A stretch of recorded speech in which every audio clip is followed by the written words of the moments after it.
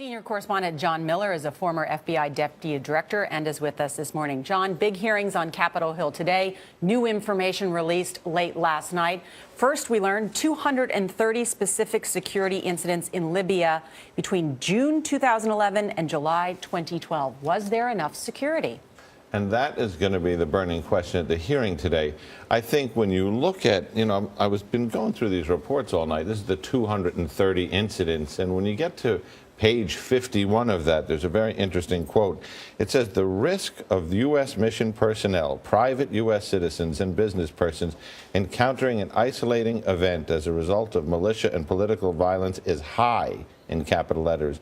The government of Libya does not yet have the ability to effectively respond and manage the rising criminal militia-related violence, which could result in an isolating event. So when you look at this in the context of 2020 hindsight, it was certainly that the State Department was being told that there was a problem there. So what do you expect the State Department to say in response to this today? Well, I think the State Department is going to do two things on the Hill today. One, as we saw from Liz Palmer's report, they're going to give the first detailed account of what really happened on the ground. I believe their main point is going to be security can go up or down based on the threat situation, but we've never seen an event like this since the storming of the U.S. Embassy in Iran in 1979. But wouldn't that make you more protective if given the circumstances in Libya, which were so wide open, wouldn't you be more protective?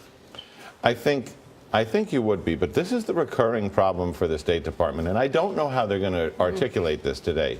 We have 280 U.S. embassies, missions, and consulates around the world. They have 2,000 security agents. You do the math. Every day, one of them's on the phone saying, our security situation just went up. And the person who's going to be testifying for the State Department is Charlene Lamb. This is not your average Washington paper-pushing bureaucrat. She's been in the most dangerous posts in the world.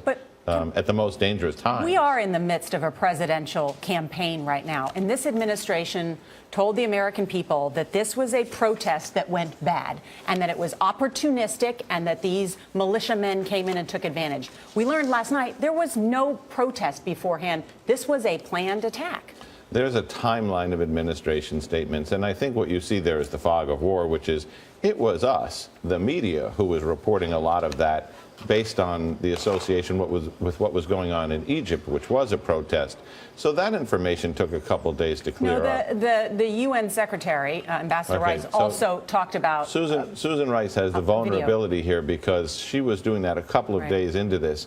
And, they've cited a CIA analysis report, which, actually said there was a protest. So a lot of people got the information wrong. Part of the problem is at the root of your question, which is this needs to be an investigation into the facts. And what it's come to is a debate on politics in a presidential election year. All right, John Miller. Thanks, John.